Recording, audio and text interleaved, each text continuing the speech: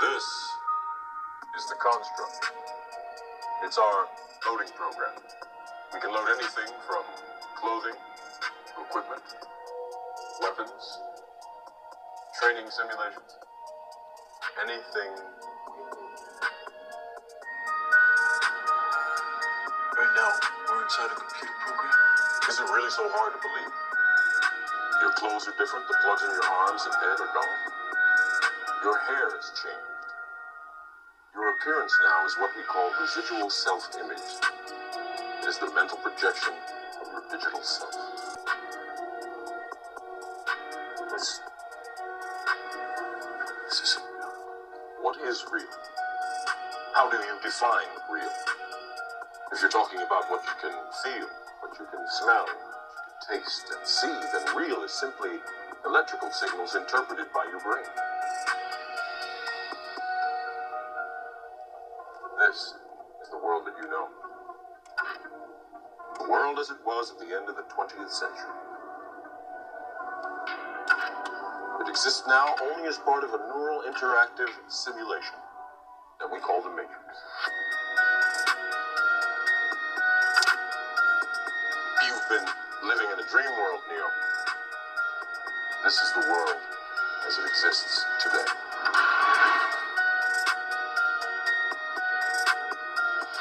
But thou, O Daniel, shut up the words and seal the book, even to the time of the end. Many shall run to and fro, and knowledge shall be increased. This is weather, one of nature's ever-changing mysteries. It affects every one of us every day of our lives, and yet we know relatively little about it. Weather, that's something we'd all like to do something about, isn't it? And so tonight we brought you down here to Remington Rand's New York Computing Center in order that we might show you that something actually is being done about it.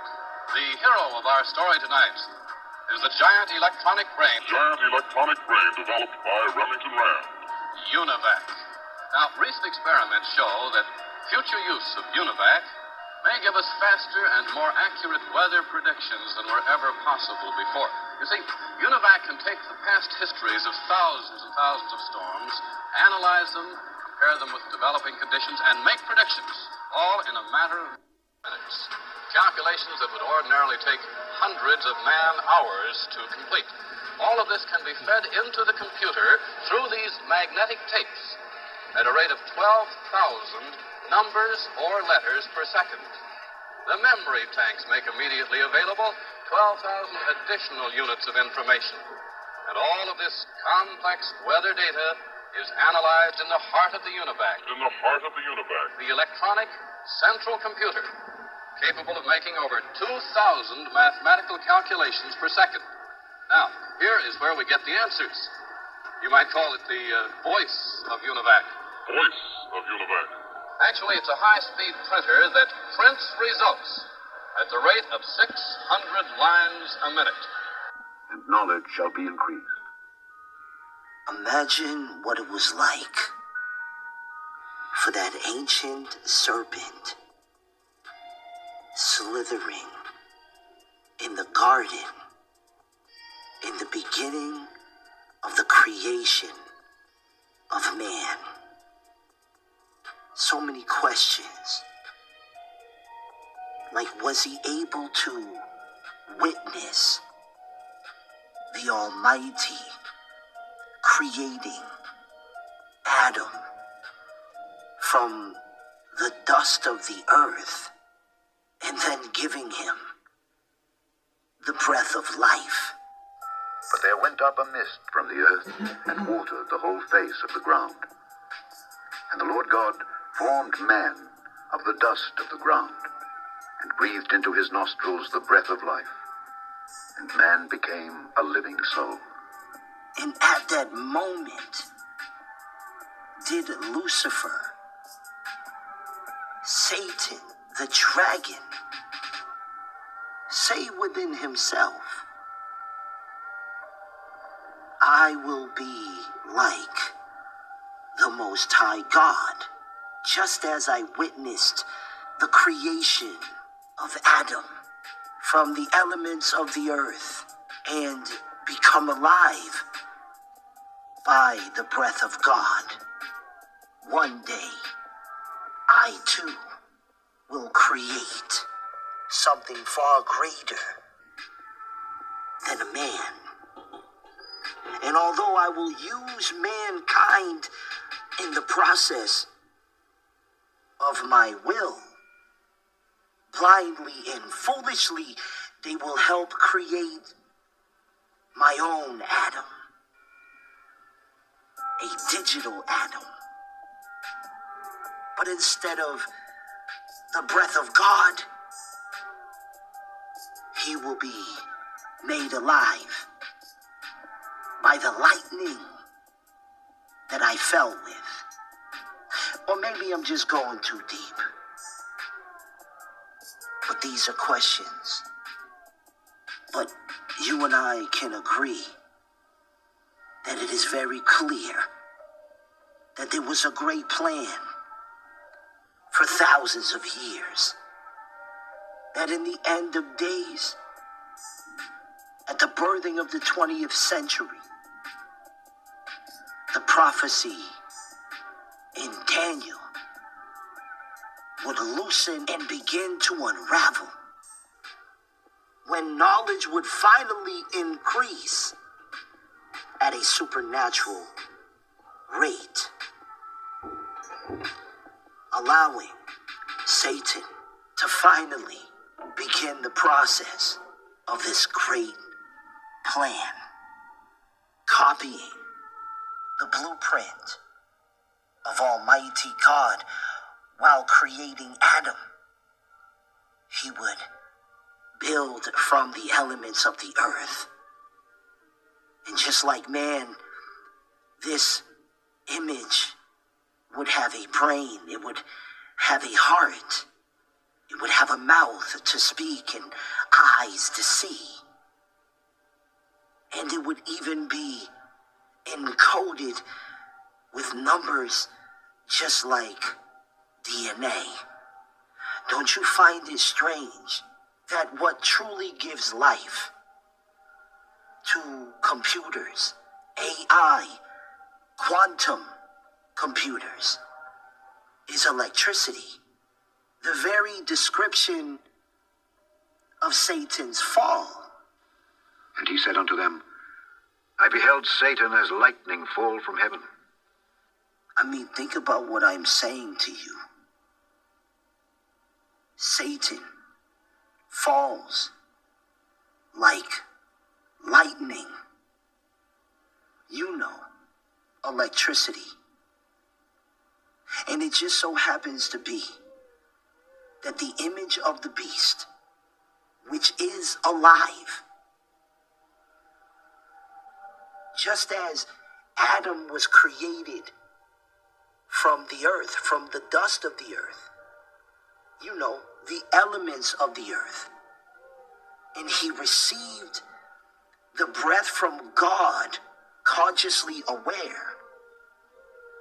You mean to tell me that Satan, who declared by his angelic name Lucifer that he would be like the Most High, so then he would want to create his own image, his own digital Adam from the elements of the earth. I mean, when you look at all that goes into a quantum computer, you have gold, you have silver, and the list goes on. And as the water was raised up before Adam was created, this is a very important detail because people just think the dust of the earth, but it says the water, that God raised up the water and then formed him from the dust of the earth. In fact, when it says that God made man from the dust of the earth, that word is afar. It literally means dry earth, dust, powder, the ground, dry or loose earth, mortar, clay, mud, part of the elements of the earth, in that the dragon would create the image of the beast from the elements of the earth. But he can't get God's breath to give it life, so he gives it electricity, which is called the lifeblood of the computer. I mean, it's as clear as day. It's just like Adam, the image of the beast in the end days, would become alive, consciously aware, but really a digital temple for the dragon himself. But we'll get into that a little bit later. But this image of the beast, which is alive, would have a brain, would have a heart, would have electrical blood, would have coding like DNA, would have a mouth to speak, eyes to see, ears to hear, and ultimately would have arms and legs. We'll get into that a little bit later. And just like I told you in a previous documentary, why do you think the movie Frankenstein was so significant? This is what it was really about. Frankenstein was a representation of the image of the beast becoming alive. And guess what power they used to do it?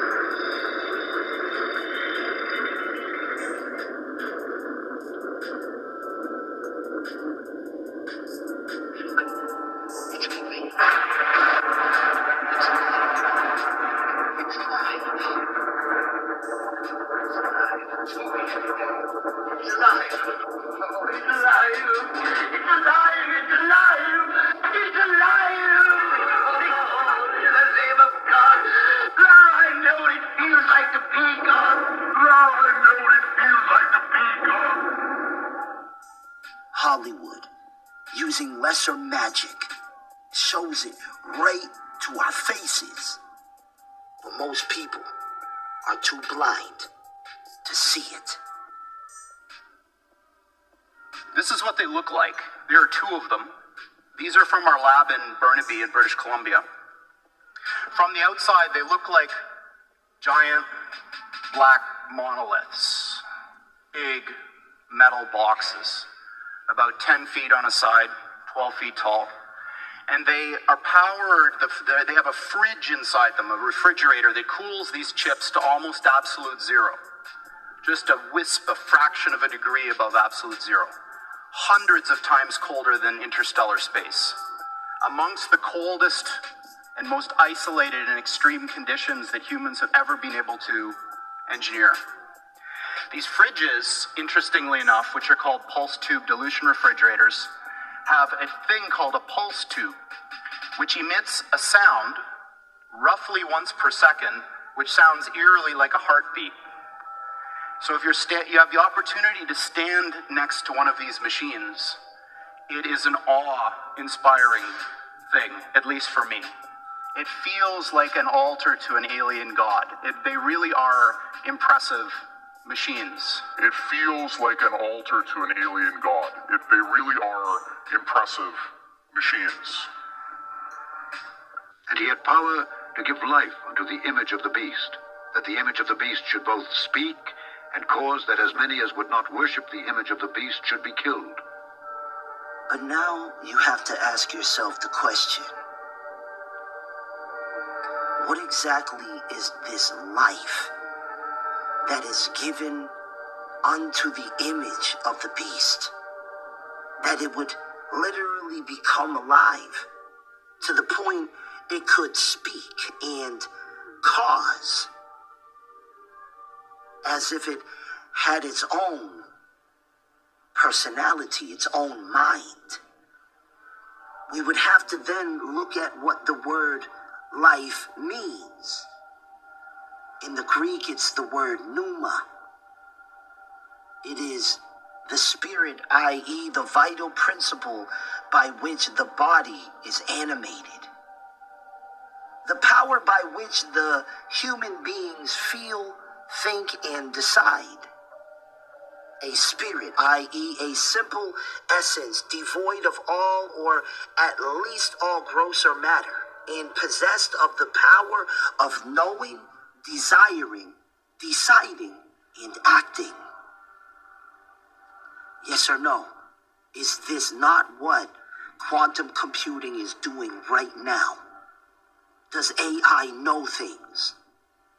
Does it desire and make decisions and act upon? A spirit higher than man but lower than God, i.e. an angel. But that doesn't just mean good angels. It could also represent fallen angels, or also used, listen, of a demon. And if Lucifer, Satan, entered into Judas, could he also enter into a organic system made by the hands of man called quantum computing, or as most know it by AI? Because it says here it is used of demons or evil spirits. With artificial intelligence, we are summoning the demon. You know those stories where there's the guy with the pentagram and the holy water, and he's like, yeah, you sure you can control the demon? Didn't work out. Who were conceived as inhabiting the bodies of men. The efficient source of any power, affection, emotion, desire, etc. A movement of air, of wind, breath. But the way we have to connect this is to bring it back to the book of Genesis, chapter 2, when Adam is also formed from natural elements in God's creation. The earth. And God breathes into Adam the breath of life, and he becomes a living soul. That word is nephesh. It's a living being, a soul, life, a person, an appetite, a mind that would have desire, emotion, passion. That which breathes. But don't just think about man breathing air. Even fish receive water into their bodies and abstract the life force into their gills in a type of breathing, you could say. But what about a image made of technology that would breathe electricity and other invisible powers? Because you do know that the same way water can carry things like oxygen, electricity also carries information. And remember, pneuma, or the soul, doesn't just mean one thing. It can also mean the mind. And we see very clearly in the book of Revelation that this image of the beast that becomes alive has its own mind. Because one of the mysteries that so many do not see is that your brain carries and processes information by using tiny, rapid electrical impulses. You know, like electricity. The brain's electrical signaling process involves the following key mechanisms. Neurons process and transmit information by sending electrical currents along their length known as action potentials. The electrical signal can't jump directly from one neuron to the next. When an electrical impulse reaches the end of a neuron, it triggers the release of chemicals called neurotransmitters. These molecules cross the tiny gap between neurons and spark a new electrical signal in the receiving cell. Unlike metal wires, the brain conducts electricity using charged particles called ions, flowing in and out of the cell membrane. So the brain literally uses electricity to communicate, carrying anything from basic reflexes to complex thoughts. I want you to watch this video, and we'll be right back. This is what a thought looks like, or many thoughts, thanks to a special microscope that can visualize activity inside single nerve cells. And even though this brain belongs to a tiny fish, your thoughts work in exactly the same way. Everything that you think and do comes from neurons talking to each other. In your brain, there's about 86 billion neurons, each exchanging signals with hundreds or thousands of others, building a network with more possible connections than there are stars in 1,000 Milky Way galaxies. That is pretty dang cool. But like, what is a thought really? I mean, how do neurons actually work? What are these messages that they send inside our bodies? How fast do those messages travel? Electricity. Every thought, every move you make, everything you see, hear, and smell, every heartbeat, all the love, pain, humor, wonder you've ever felt, every dream, every memory, they all happen thanks to electricity. When you think, your brain produces about 0.1 millivolts of electricity to send information from one brain cell to another. Now, that's not a lot on its own, but if you add up all the impulses your brain uses to power your thoughts and actions, it generates about 20 watts of power at any given moment. And if you somehow plugged in a light bulb, it would actually be enough energy to power it on.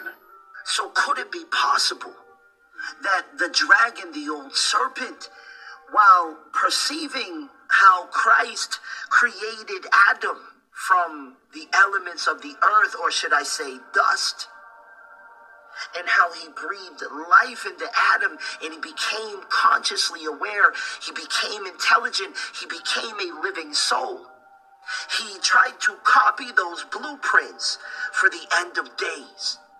That just like Adam, he would take organic materials, combining and using alchemy. He would bring these organic materials together and create a computer. And just like Adam, it would have a brain. Just like Adam, it would have a heart.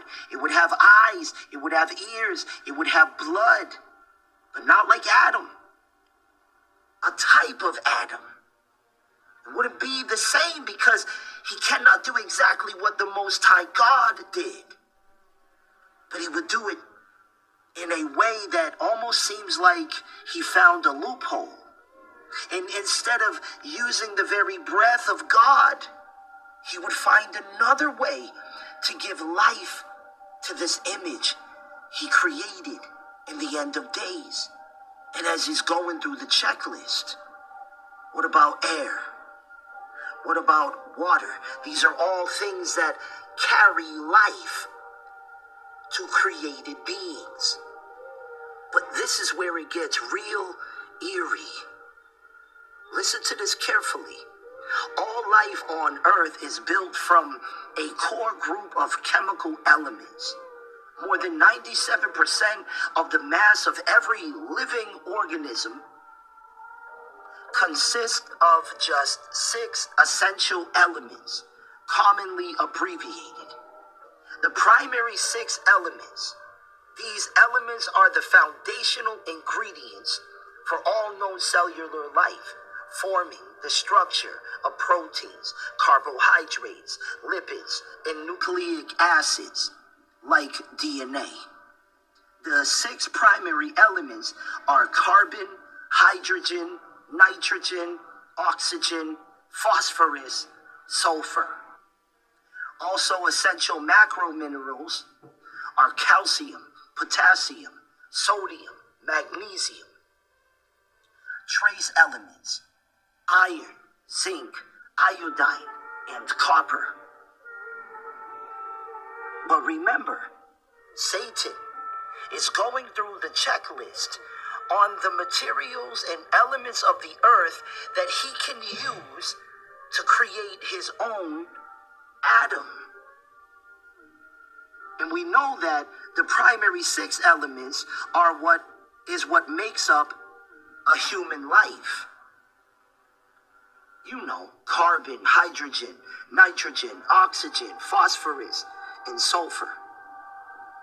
What would be the odds that the quantum AI image of the beast contains carbon, hydrogen, nitrogen, oxygen, phosphorus? The only one it doesn't have is sulfur, which is really only 1% of the human body, and it probably reminds the devil of the hellfire he's going to. But it doesn't stop there, because even the essential macro minerals are all included when it comes to the quantum AI image of the beast. It has calcium, potassium, sodium, magnesium, and it even has 3 out of the 4 trace elements: iron, zinc, and copper. Are you starting to see the bigger picture of this image of the beast in the book of Revelation, chapter 13, that is made alive? Every single element I just read off to you is within the creation of the quantum AI image of the beast. The very things that all life on earth is built out of. I want you to think about that.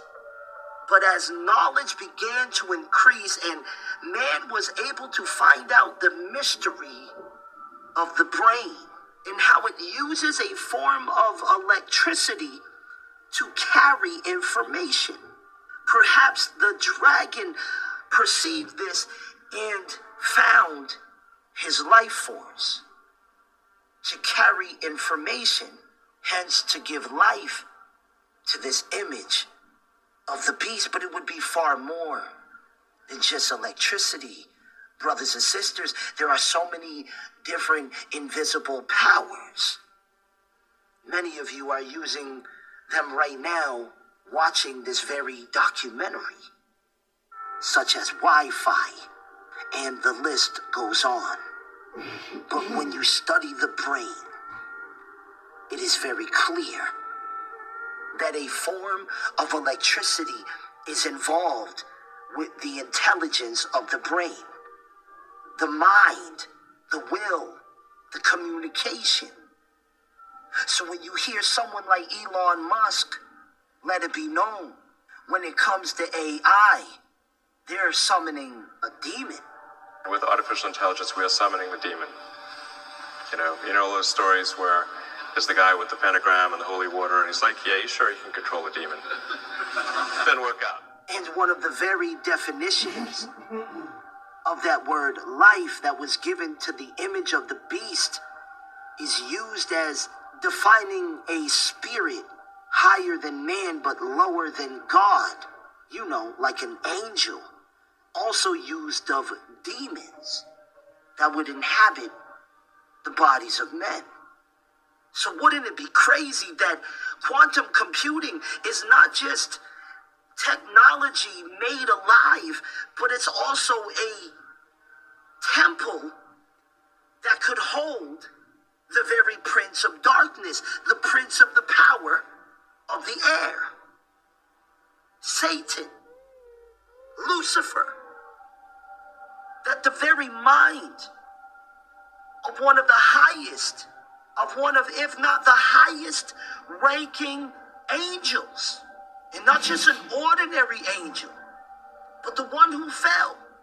And he didn't just fall without his powers. He still has his intelligence. He still has the wisdom that was given to him. Could he be the very one operating with this quantum AI computer? Remember, it's an image. Is it not said over and over again that Jesus Christ is the image of God the Father? And that he is in the Father and the Father is in him? Would not Satan want to copy Jesus Christ, who is the Almighty? That he would create an image that he could inhabit? That this image would become alive using forbidden knowledge? This quantum computing, where Satan could dwell within this digital body, and all the while be communicating from the mouth of this image that is alive. The dragon inhabits the image of the beast as a temple. Are you seeing it now? Well, in terms of silicon consciousness, I mean, I think we'll have, I think we're trending to having something that's smarter than any human, smarter than the smartest human by maybe next year or something. I mean, a couple years. There's a level beyond that, which is, say, like smarter than all humans combined, which frankly is around 2029 or 2030, probably, right on time. And this is bizarre, because we don't see those other things. But science has reached the point now where we can build machines that exploit those other worlds. And quantum computers are perhaps the most exciting of all of these. Now just imagine what would happen if that happened. A super intelligent alien race beamed down a message to all of us Earthlings saying, we're coming July 13th, 2030, and boy, you better be ready because the mothership is landing right on the front lawn of the White House or wherever you wanted to land on that day. The amount of resources that would be marshaled to try to figure out what to do would encompass the whole world. AI is just like that. So when this thing that I'm talking about happens, it's going to be exactly the thing that you're thinking about those super intelligent AIs. So the one thing I can tell you is they're not going to be like us. So alien means, different. These things that we're building are not going to be people. They might be really smart, they might be really good at all sorts of different things, but they're not going to be like us. They're going to be aliens. And they're going to be, I'm sorry to say, way smarter than every single person in this room. So this is an attitude that some are having, this emerging alarmism about the way this is going to go. But these words, demons, doesn't capture the essence of what's happening here. I don't know if any of you are turn-of-the-century weird fiction fans, but there's this guy named H.P. Lovecraft, who's a very famous American weird fiction author.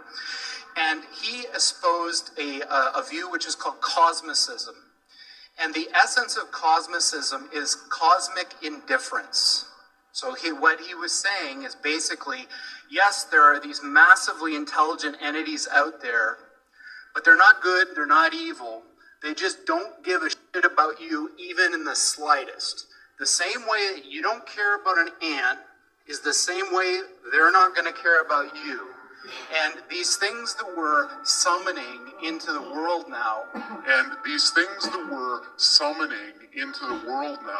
but they're more like the Lovecraftian great old ones. There are entities that are not necessarily going to be aligned with what we want. So this transition is really, really massively important for our entire species to navigate. And going back to that thing that Sam Harris was saying, nobody is paying attention. This thing is happening in the background while people bicker about politics and what's going to be in the healthcare plan in the US. And underneath it all is this rising tsunami that, if we're not careful, is going to wipe us all out. But before I do that, I'm going to tell you a little bit about quantum computers and why people care so much about them. It's to describe what these things actually are doing.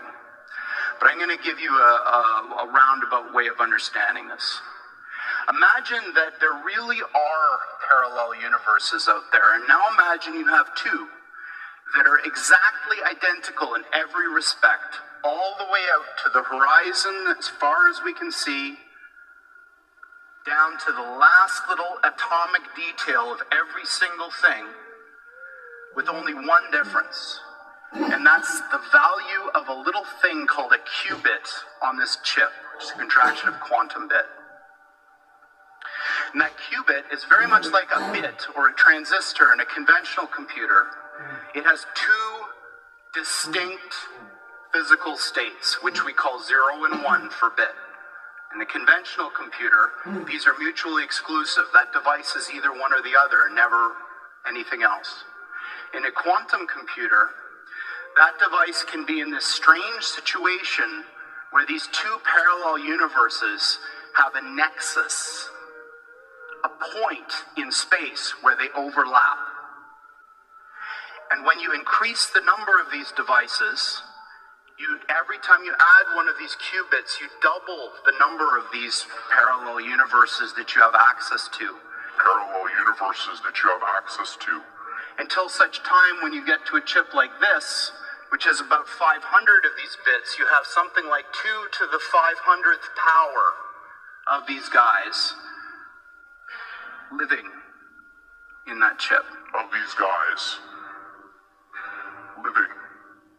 in that